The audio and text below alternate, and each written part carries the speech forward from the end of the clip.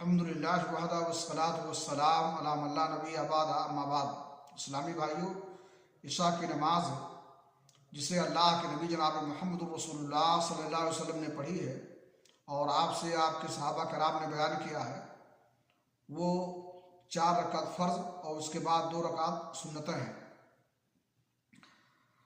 صحیح بخاری شریف کی روایت ہے، اللہ کے نبی جناب محمد رسول اللہ صلی اللہ علیہ وسلم کے صحابی رسول عبداللہ بن عمر فرماتے ہیں، صلیت مع النبی صلی اللہ علیہ وسلم رکعتین بعد العشاء، میں نے اللہ کے نبی جناب محمد رسول اللہ صلی اللہ علیہ وسلم کے ساتھ عشاء کے بعد 2 رکعت سنت پڑھی ہے۔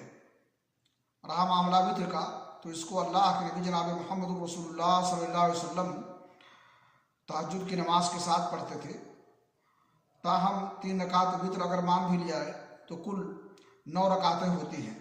بعض لوگ 17 رکعتیں کہہ کر کے لوگوں کو اس سے متنفر کر دیتے ہیں، اور عشاء کی نماز پڑھنے سے بہت سارے لوگ اس کی وجہ سے کتراتے ہیں۔ اللہ رب العالمین سے دعا ہے کہ اللہ تعالی ہمیں سنت پر عمل کرنے کی توفیق عطا فرمائے اور ہر نماز نبی کے طریقے پر ادا کریں۔